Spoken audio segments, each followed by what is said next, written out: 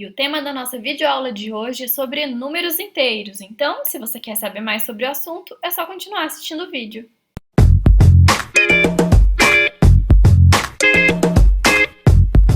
Os conteúdos dessa aula envolvem as habilidades EF07MA03 e EF07MA04 da BNCC. Então vamos começar, gente, falando um pouquinho de história, da onde surgiu os números inteiros. Então, gente, você sabia que o que diferencia, os números inteiros dos números naturais são exatamente os números negativos, né? Pois é, foi difícil a aceitação da ideia da existência de números negativos durante aí a história, né? Os próprios gregos, gente, na antiguidade, eles se reconheciam como conhecidos como grandes pensadores, né, e responsáveis aí pelo desenvolvimento da geometria. Eles não conheciam os números negativos, mas os hindus, lá no século VII, já usavam algumas quantidades negativas.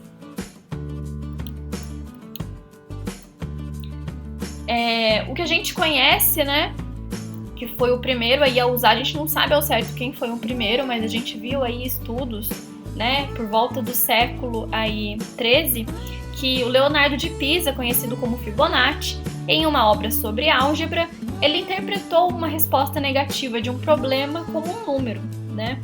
Então, o problema ele pediu o lucro de um comerciante e Fibonacci afirmou que este problema não tem solução, a menos que interpretemos a dívida como sendo um número negativo. Então, eles se viram nessa situação de precisar aí usar um número negativo como resposta, como solução.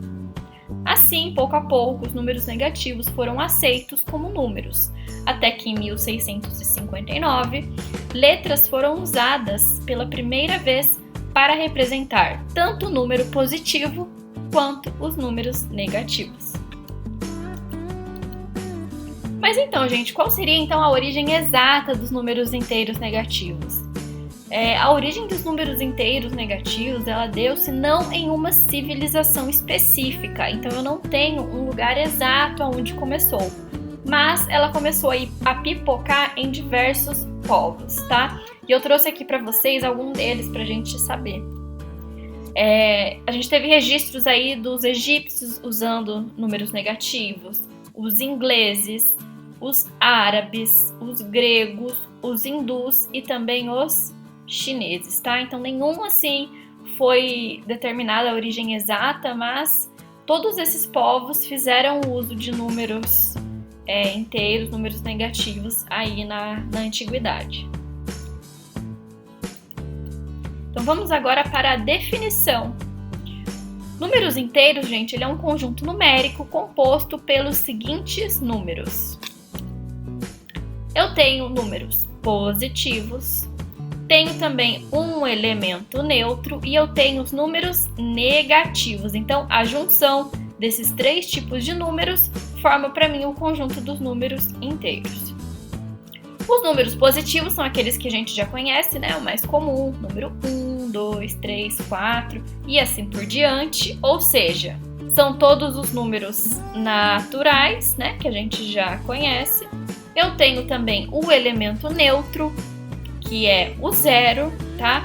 O zero, ele não é positivo nem negativo, ele não tem sinal, tá, gente? Eu vejo aí, às vezes, aluno confundindo, né, e colocando aí um sinal de positivo na frente do zero, e não, ele não é positivo, ele é neutro. Ele não vai nem para um lado nem para o outro, ele é neutro, não tem sinal. E os números negativos, então eu tenho menos 1, menos 2, menos 3, menos 4 e assim por diante, tá? Uma coisa importante, os números positivos, gente, nem sempre eles vão acompanhar sinal, tá? Então eu podia ter aqui um sinal positivo na frente de cada número, mas não precisa, tá? O sinal positivo ele não precisa ser indicado. Se o número não tem sinal nenhum, já se subentende que ele é positivo. Já os negativos, eu preciso obrigatoriamente do sinal na frente dele. Então, entenda por inteiro todo o número que é completo, ou seja, ele não é um número decimal, tá? Então vamos agora falar um pouquinho sobre o conjunto desses números inteiros. Esse conjunto, gente, ele é representado pela letra maiúscula Z. E aqui eu trouxe um diagrama para vocês para entender melhor, né? Então eu tenho aqui, ó, o conjunto fechadinho dos números naturais, 0, 1, 2, 3 e assim por diante, tá? Tem pessoas que consideram o 0 como não sendo um número natural. Toda vez que isso acontecer, vai vir um asterisco aqui, né, em cima do N. E tem gente que considera, então eu prefiro anexar ele aqui dentro mesmo. Todo número natural inclui o 0, tá? E aqui fora, olha só, eu tenho os números negativos. E a união desses dois conjuntos, ó, porque tá tudo junto, tá um dentro do outro, forma para mim, então, os números inteiros. Eu posso também escrevê-los dessa maneira, né? Z é igual, aí eu uso a chave para representar o conjunto. Coloquei aqui infinito, porque são infinitos números negativos. Aí eu tenho menos 3, menos 2, menos 1, 0, 1, 2, 3. E aí infinito de novo para o lado positivo. Essa maneira aqui de colocar os números, gente, faz lembrar a nossa reta numérica, né? O que é essa reta numérica? Ela é uma reta infinita, né? Dividida aí, separada igualmente, então o distanciamento de uma marcação ou outra e a outra é a mesma, e ela vem aqui enumerada em ordem crescente, então do menor número para o maior, tá? O 0, gente, ele é a origem, tá? Ele é o meio, onde eu inicio a minha reta. Para o lado direito aqui, eu tenho os números positivos. E para o lado esquerdo, eu tenho os números negativos. Vamos falar só um pouquinho mais sobre a reta numérica, porque ela é muito importante, principalmente aqui sobre os números inteiros. Então, veja a seguir a reta numérica dos números inteiros, representada em dois sentidos. O que é isso? Como assim dois sentidos? Eu posso ter a reta numérica, gente, na horizontal, tá? Toda vez que isso acontecer, eu vou ter aqui, ó, na esquerda os negativos e na direita os positivos. E eu posso ter também ela na vertical, olha só. Esse é o outro sentido dela. Nesse caso, gente, para cima eu vou ter os números positivos, tá? E aqui para baixo eu vou ter os negativos. Um outro conceito muito importante sobre os números inteiros, gente, é essa ideia de números opostos ou simétricos. O que é isso? É um número que está na mesma distância da origem da reta numérica. Ele é conhecido como oposto ou simétrico. Eu tenho aqui a representação, né, uma fórmula que indica qualquer número oposto. Então, seja n um número oposto, o seu oposto, o oposto de n, é igual a menos n. Isso aqui ajuda a gente a determinar qualquer número oposto. Mas vamos entender o porquê que ele é o mesmo número com o sinal invertido. Trouxe aqui minha reta numérica, né? A origem aqui no 0, para cá 1, 2, 3, pro lado de cá menos 1, menos 2, menos 3. Então, ó, se eu olhar, gente, qual é a distância aqui, ó, do menos 3 até o 0? Eu tenho aqui uma unidade, né? Uma unidade, 2 unidades e 3 unidades, certo? Então, a distância aqui é de 3. E agora, ó, o 3 positivo até o 0. Qual é a distância aqui? Também uma unidade, 2 unidades, 3 unidades, tá? Como eles possuem a mesma distância até o ponto 0, a gente diz que eles são simétricos ou opostos, tá? Então, o oposto de menos 3 é 3. E o oposto de 3 é menos 3. E assim por diante, o menos 2 também tem o seu simétrico, que é o 2. O menos 1 tem o seu simétrico, que é o 1. E assim por diante para todos os números, tá? Eu sempre vou ter um oposto ou um simétrico. Mais um conceito sobre os números inteiros, gente, é a ideia de módulo ou valor absoluto, tá? Essa ideia, gente, de módulo, ela também diz pra gente sobre a distância que esse número tem até a origem, tá? Ou seja, é a distância desse número até o 0. Ele é representado por essas duas retinhas aqui em volta do número, tá? Toda vez que isso aparecer, significa que eu quero saber o módulo desse valor que está aqui. A gente lê, né, como módulo de menos 3. E aqui está indicando pra gente na reta numérica, né? O menos 3 está aqui, Qual é a distância dele até a origem? Eu tenho 1 unidade, 2, 3 unidades. Portanto, o módulo de menos 3 é igual a 3, tá? É importante que a gente entenda a definição de módulo, tá? Porém, para calcular o módulo de um número negativo, a gente pode fazer aí uma conta direta, uma forma direta, que é simplesmente tirar o sinal. Então, ele era negativo, eu tiro e ele vira positivo, tá? Distância, gente, não existe distância negativa, então sempre vai ser o valor daquele número positivado, ok? Comparação de dois números inteiros. Usando os símbolos de maior e menor para fazer as comparações, os maiores números inteiros estão sempre à direita da reta numérica. Sendo assim, podemos estabelecer alguns casos interessantes. Lembra que eu falei para vocês que a reta numérica ela está organizada em ordem crescente?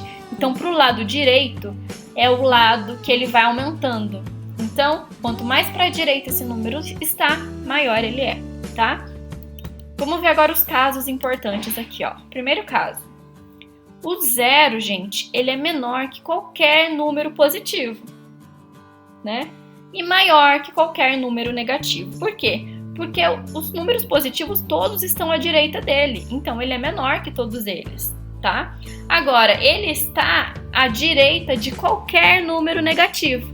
Portanto, se a comparação for com um número negativo, quem é maior?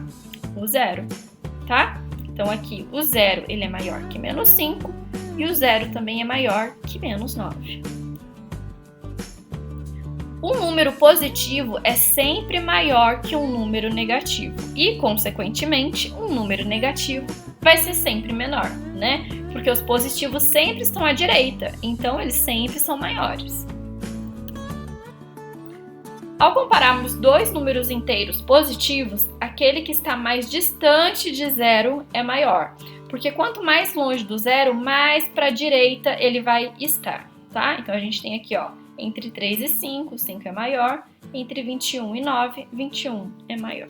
Uso no cotidiano, então, aonde que a gente faz o uso dos números inteiros? Eu trouxe aqui algumas situações para vocês, para a gente destacar. Então, eu tenho os números inteiros usados demais em extrato de conta bancária, né?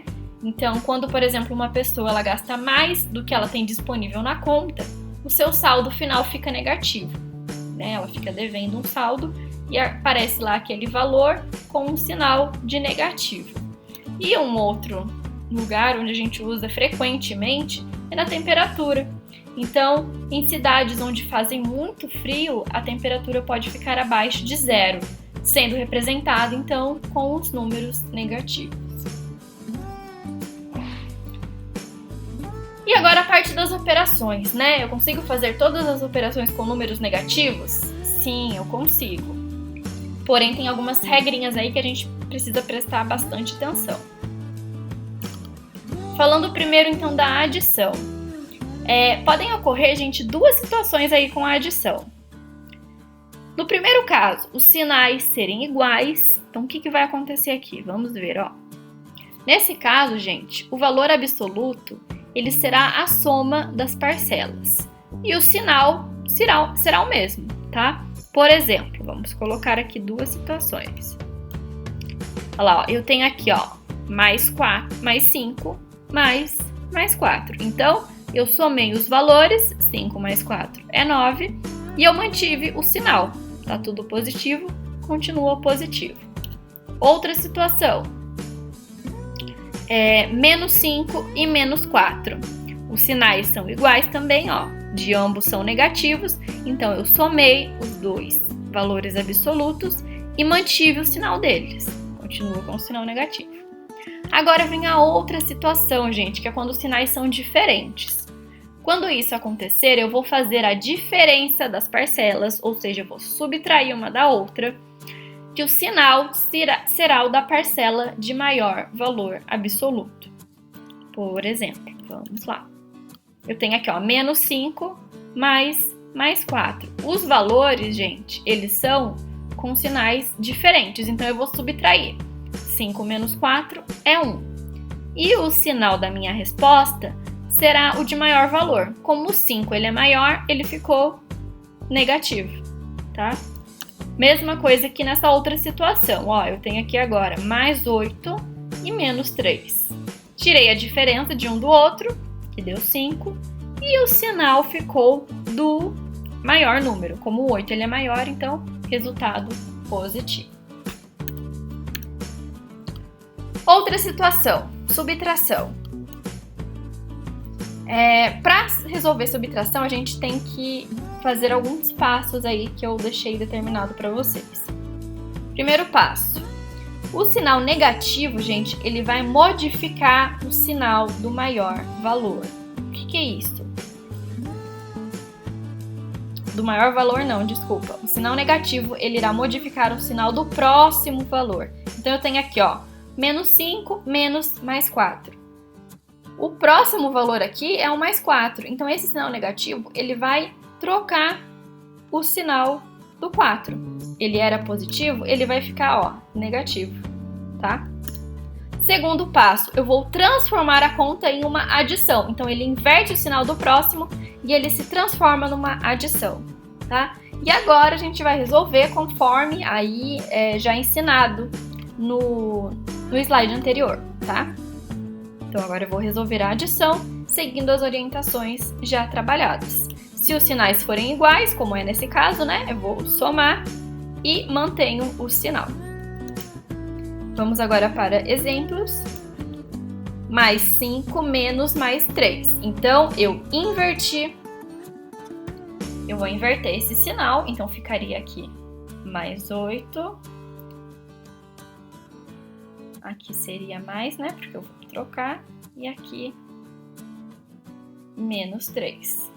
Como os sinais são diferentes, né? Aqui eu tenho positivo e aqui negativo. Vou fazer a diferença. A diferença entre 8 e 5 e 3 é 5. E o sinal fica do maior. Ok? Próximo exemplo. Menos 3 menos mais 2 igual a menos 5. Por que deu menos 5? Mais uma vez. O primeiro número eu mantenho. Aqui a gente vai trocar para uma adição e eu vou inverter o sinal do segundo número. Certo? Portanto, aqui, né, sinais são iguais, então eu mantenho o sinal e somo os valores. Ok? Agora, a multiplicação e a divisão, gente. Como que eu vou resolver esses casos aqui? O resultado, gente, ele é dado pela multiplicação ou a divisão dos valores absolutos de cada número. Já os sinais, a gente vai seguir essa regrinha aqui, ó. Para sinais iguais, eu vou ter resultado positivo. Por exemplo, então, gente, de cara eu gosto de falar assim, né? Vamos ignorar o sinal. Então, esquece aqui positivo, esquece aqui positivo. Vou multiplicar os valores absolutos. 5 vezes 4 é 20. Depois eu olho para o sinal. Se os sinais forem iguais, ele é positivo. Próximo. Menos 8 dividido por menos 2. Vou dividir aqui os valores. 8 dividido por 2 é 4. Aí eu olho para o sinal. É negativo e é negativo também. São iguais, vai gerar positivo. E por último aqui, né, quando eles forem sinais diferentes, aí sim o resultado ele é negativo. Por exemplo, menos 5 vezes mais 4. Então multipliquei os dois números, deu 20. Um é negativo, o outro é positivo, então o resultado é negativo. Por último, 8 dividido por menos 2. 8 dividido por 2 é 4. Os sinais aqui são diferentes, portanto, negativo. E por último, gente, potenciação. Se a base for um número positivo, resolvemos normalmente. Mas se a base for um número negativo, nós vamos também efetuar a conta normalmente e o sinal ele vai ficar por conta da seguinte regra. Quando o expoente for um número par, o resultado vai ser positivo. Por exemplo, eu tenho aqui, ó, menos 5 elevado a 2, certo? Faço aqui, ó, 5 vezes 5 é 25. Ó, sinais iguais, resultado positivo. Os sinais sempre vão ser iguais, gente. Toda vez que for positivo, a gente vai ter sempre um sinal igual. Por isso que ele vai ser positivo, tá? Toda vez que o expoente for par, resultado positivo. Agora, Se o meu expoente for ímpar, o resultado vai ser negativo. Por exemplo, menos 2 elevado a 3. O que acontece aqui? Nesse caso, gente, ó, se eu for resolver primeiro essa multiplicação aqui, menos 2 vezes menos 2, não são sinais iguais? Então aqui vai dar mais 4, certo? Agora eu vou copiar essa multiplicação aqui. E aí, quando eu faço 4 vezes menos 2, os sinais são diferentes. Aí deu negativo, menos 8, tá? Por isso é que a gente precisa guardar essa regrinha. Toda vez que ele for ímpar, não vai ter mais um número para fazer o parzinho aqui, tá? E ficar com sinais iguais. Portanto, toda vez que for ímpar, vai dar negativo. Então é isso, gente. Muito obrigada a você que assistiu o vídeo até aqui. Eu espero aí que você tenha conseguido relembrar os conceitos e tenha entendido tudo certinho.